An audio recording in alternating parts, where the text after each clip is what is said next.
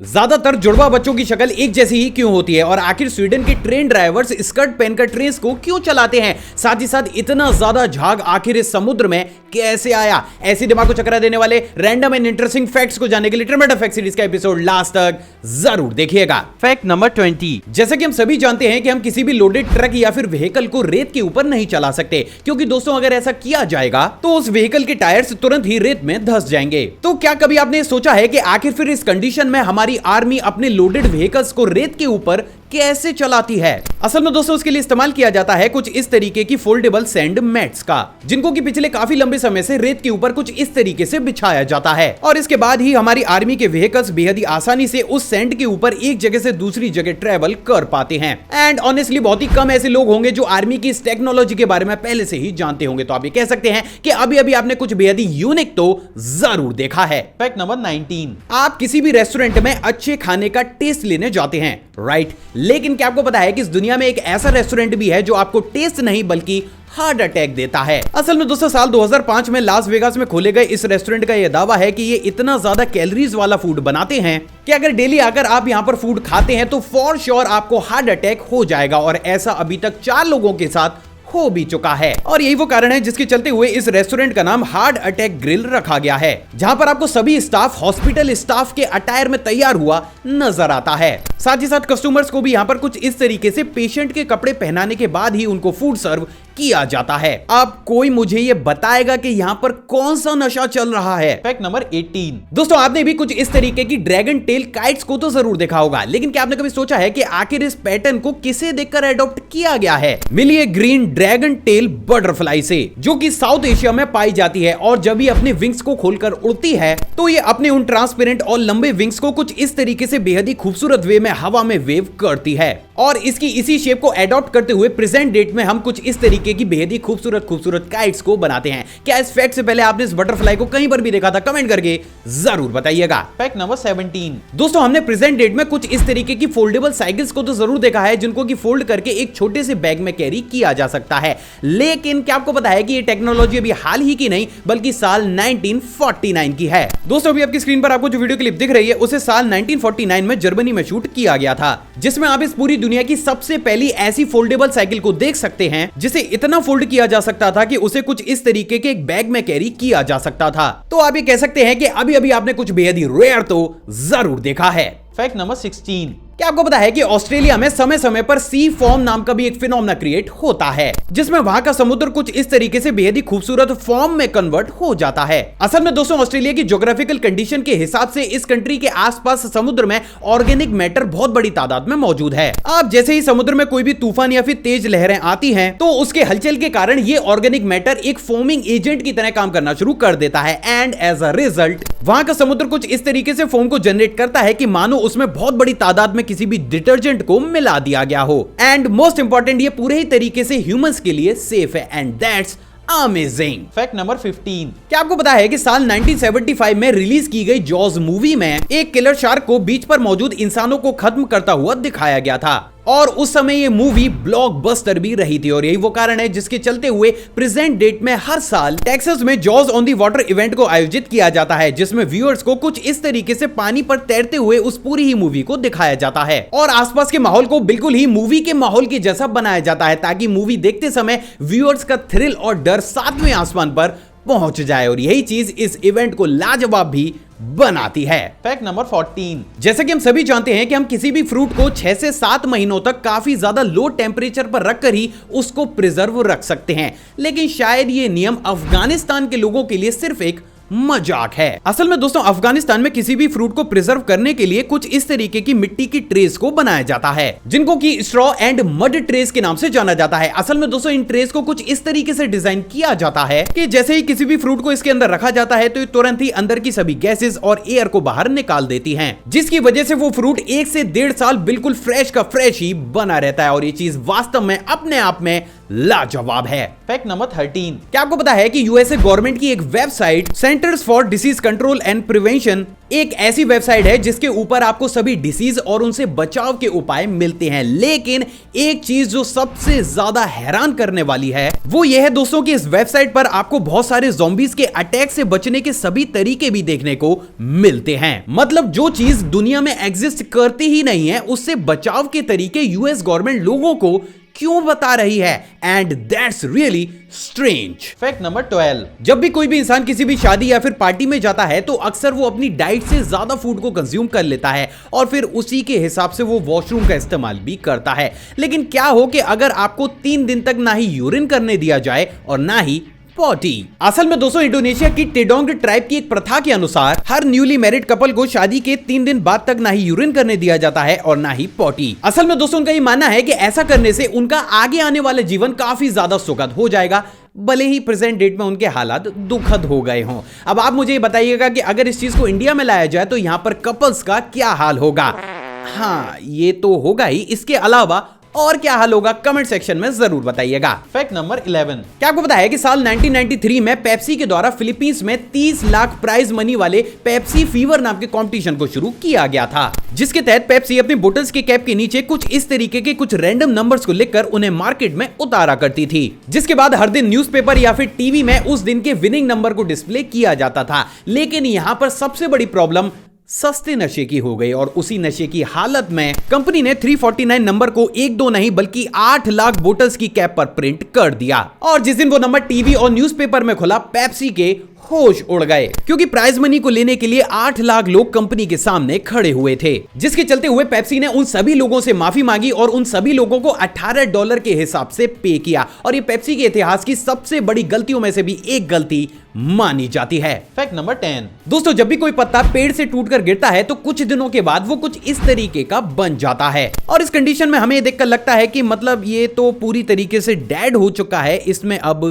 क्या ही बचा होगा। लेकिन क्या आपको पता है कि उस समय भी पत्ते में बहुत कुछ बचा होता है। अब वो बहुत कुछ क्या होता है चलिए दिखाता हूं। असल में दोस्तों किसी भी सूखे पत्ते या फिर सड़ी हुई लकड़ी में कुछ इस तरीके के माइक्रो एनिमल्स पाए जाते हैं जिनको की रोटी फ्रेश के नाम से जाना जाता है और इन्हीं की वजह से एक टाइम पीरियड के बाद वो लकड़ी या फिर पत्ता खाद या फिर चूरे जैसी आकृति में कन्वर्ट हो जाता है।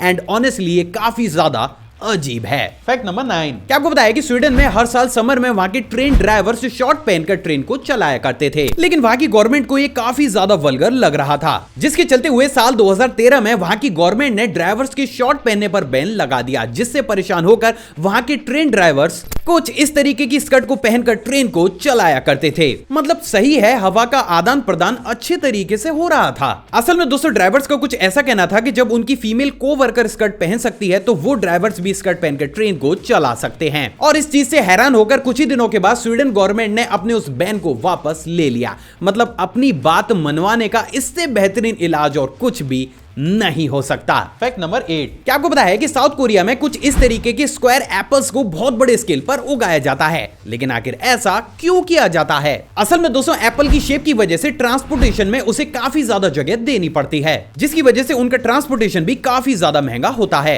और इससे निजात पाने के लिए साउथ कोरिया में कुछ इस तरीके के मोल्ड्स का इस्तेमाल करते हुए स्क्वायर एप्पल को उगाया जाता है, जिसकी वजह से वो कम से कम जगह में बहुत बड़े स्केल पर इनका ट्रांसपोर्टेशन कर पाते हैं, जिसकी वजह से एप्पल की कॉस्ट भी काफी ज्यादा कम हो जाती है। एंड ऑनेस्टली ये कॉन्सेप्ट काफी ज्यादा इनोवेटिव जरूर है। फैक्ट नंबर 7, हम सभी लोग ओलंपिक गेम्स को काफी ज्यादा खास मानते हैं, तो चलिए आज मैं आपको इस गेम की एक काली सच्चाई भी बताता हूं। क्या आपको पता है कि 1776 से लेकर 1896 तक किसी भी मैरिड वुमन के ओलंपिक गेम्स में पार्टिसिपेट करने और यहां तक कि उनको देखने पर भी पाबंदी थी। अगर कोई भी लेडी ऐसा करती थी तो उसको सजाए मौत दे दी जाती थी। लेकिन ये फैक्ट यहीं पर ही खत्म नहीं होता। क्या आपको पता है कि साल 1896 में किए गए सबसे पहले मॉडर्न ओलंपिक में भी किसी भी लेडी को पार्टिसिपेट करने की इजाजत नहीं दी गई थी। और इसके बाद सबसे पहली बार साल 1900 में हुए ओलंपिक्स में किसी भी महिला को पार्टिसिपेट करने की इजाजत दी गई थी, और वो भी कुछ सिलेक्टेड गेम्स में ही। Strange but true. Fact number 6। क्या आपको पता है कि हमारी पृथ्वी पर भी एक ऐसी जगह मौजूद है जहां पर जीवन पनप पाना बिल्कुल ही असंभव है। असल में दोस्तों इथोपिया में मौजूद डेलोल पृथ्वी की सबसे ज्यादा निचली और गर्म जगहों में से भी एक जगह मानी जाती है। साथ ही साथ यहाँ पर मौजूद वॉल्केनोज की वजह से यहाँ पर अलग अलग तरीके के एसिड भी रिलीज होते रहते हैं और इन्हीं एसिड्स की वजह से यहाँ की जमीन का कलर आपको कुछ इस तरीके से काफी ज्यादा कलरफुल देखने को मिलता है। अमेजिंग बात यह है दोस्तों कि यहाँ पर जितनी बार भी रिसर्चर्स के द्वारा रिसर्च की गई है उनको इस एसिड या फिर गर्म पानी में एक सिंगल सूक्ष्म जीव की उपस्थिति भी नहीं मिली है और इन्हीं सब कारणों और यहाँ के एटमॉस्फेयर की वजह से ही इसे अर्थ का मार्स भी माना जाता है। Fact number 5। क्या आपको पता है कि उड़ते हुए प्लेन और आकाशीय बिजली का काफी प्यार भरा नाता है। असल में दोस्तों एक सर्वे से बात पूरी तरीके से साफ हो चुकी है कि अगर किसी भी प्लेन को तेज तूफान के बीच में से ले जाया जाए तो 95% चांसेस हैं कि उसके ऊपर एक बिजली गिर जाए। लेकिन सवाल तो ये उठता है कि आखिर फिर भी वो बिजली प्लेन का कुछ भी क्यों नहीं बिगाड़ पाती। असल में दोस्तों ऑलमोस्ट सभी प्लेन्स को एल्यूमिनियम का इस्तेमाल करते हुए बनाया जाता है और एल्यूमिनियम इलेक्ट्रिसिटी का एक काफी अच्छा कंडक्टर होता है जो कि आकाशीय बिजली को उसके ऊपर गिरने के तुरंत बाद ही उसको अर्थ की तरफ पुश कर सकता है। लेकिन यहाँ पर भी सबसे बड़ी प्रॉब्लम आकाशीय बिजली के गिरने के एंगल की होती है। अगर आकाशीय बिजली किसी भी ऐसे एंगल से गिरती है जिसकी वजह से वो अर्थ की तरफ बेंड ना हो पाए तो वो चुटकी बजाते ही किसी भी प्लेन को क्रैश करा सकती है और इन्हीं सारी चीजों से निजात पाने के लिए ऑलमोस्ट सभी प्लेन्स के अंदर कुछ इस तरीके की मेटल मैश की एक जाली को इंस्टॉल किया जाता है जिसकी टेस्टिंग अभी आपको आपकी स्क्रीन पर दिख भी रही है। असल में दोस्तों इस जाली को कुछ इस तरीके से डिजाइन किया जाता है कि जैसे ही किसी भी प्लेन के ऊपर लाइट गिरती है तो ये उसको कैरी करके प्लेन की नोज या फिर विंग्स के थ्रू अर्थ की तरफ पुश कर देती है और हमारा प्लेन सेफली हवा में उड़ता रहता है। सो फाइनली अब आप इसके पीछे की असली साइंस भी जानते हैं। Fact number 4। क्या आपको पता है कि इस दुनिया में ज़ेरोडेमा पिगमेंटोसन नाम का भी एक जेनेटिक डिसऑर्डर मौजूद है जिसमें अगर कोई भी इंसान धूप में अपनी स्किन को एक्सपोज करता है तो उसकी स्किन पूरी तरीके से जल जाती है। असल में दोस्तों नॉर्मल कंडीशन में अगर कोई भी इंसान धूप में निकलता है तो यूवी लाइट से होने वाले डीएनए डैमेज को हमारी बॉडी के सेल्स तुरंत ही रिपेयर कर देते हैं। लेकिन इस डिसऑर्डर के चलते हुए डीएनए की रिपेयरिंग प्रोसेस काफी ज्यादा स्लो हो जाती है और उस कंडीशन में किसी भी इंसान को धूप से अपनी स्किन को बचाने के लिए उसको फुल कवर करके कुछ इस तरीके से बाहर खुले में निकलना पड़ता है क्योंकि अगर वो ऐसा नहीं करेंगे तो चंद ही घंटों में उनकी स्किन पूरी ही तरीके से जल जाएगी जिसकी वजह से उनका देहांत भी हो सकता है। Strange but true. Fact number 3। क्या आपको पता है कि सलामतपुर की पहाड़ी पर मौजूद एक पेड़ को 24 घंटे कड़ी सुरक्षा दी जाती है। सिर्फ इतना ही नहीं बल्कि इस पेड़ की मेंटेनेंस पर हर साल एमपी गवर्नमेंट 12 से 15 लाख रुपए भी खर्च करती है। लेकिन आखिर ऐसा क्यों किया जाता है? असल में दोस्तों ये एक पीपल का पेड़ है जिसको कि बोधि वृक्ष के नाम से जाना जाता है और इस पेड़ को साल 2012 में श्रीलंकन राष्ट्रपति के द्वारा भारत दौरे के दौरान लगाया गया था। अमेजिंग बात यह है दोस्तों कि इस पेड़ को उसी पेड़ की ब्रांच माना जाता है जिसके नीचे बैठकर भगवान गौतम बुद्ध को सत्य की प्राप्ति हुई थी और यही वो कारण है जिसके चलते हुए इस पेड़ को वीवीआईपी ट्रीटमेंट दिया जाता है। तो ये पेड़ और इसकी क्वालिटी अपने आप में लाजवाब जरूर है। Fact number 2। दोस्तों ये वाला फैक्ट करंट अफेयर की टच पर है। क्या आपको पता है कि अभी हाल ही में एक्सबॉक्स ने कोलोराडो की पहाड़ी पर कुछ इस तरीके का दुनिया का सबसे बड़ा प्रोजेक्टेड वीडियो गेम डिस्प्ले बनाकर एक नया वर्ल्ड रिकॉर्ड अपने नाम किया है। तो कौन कौन पहाड़ों के बीच बैठकर कुछ इस तरीके से अमेजिंग गेम्स को खेलना चाहता है कमेंट करके जरूर बताइएगा। Fact number 1। ज्यादातर जुड़वा बच्चों की शक्ल एक जैसी ही क्यों होती है? असल में दोस्तों आपने भी इस चीज को नोटिस तो जरूर किया होगा कि ऑलमोस्ट 99% जुड़वा बच्चों की शक्ल एक जैसी ही होती है। लेकिन आखिर ऐसा क्यों होता है? असल में दोस्तों इसके पीछे का सबसे बड़ा कारण है हमारे डीएनए का स्ट्रक्चर। असल में दोस्तों बहुत ही कम लोगों को यह मालूम होगा लेकिन एक इंसान की शक्ल कैसी होगी, आगे आने वाले समय में उस इंसान की हाइट कितनी होगी और यहां तक कि उसका थॉट प्रोसेस कैसा होगा, इन सभी का निर्धारण उसके डीएनए पैटर्न्स करते हैं और ये पैटर्न हजारों या फिर लाखों की संख्या में नहीं बल्कि करोड़ों और अरबों की संख्या में होते हैं। और यही वो कारण है जिसकी वजह से अगर किन्हीं भी दो इंसानों के डीएनए के पैटर्न कुछ हद तक सिमिलर होते हैं तो उनका फेस भी काफी हद तक सिमिलर होता है, भले ही उन दोनों ही इंसानों का आपस में कोई भी कनेक्शन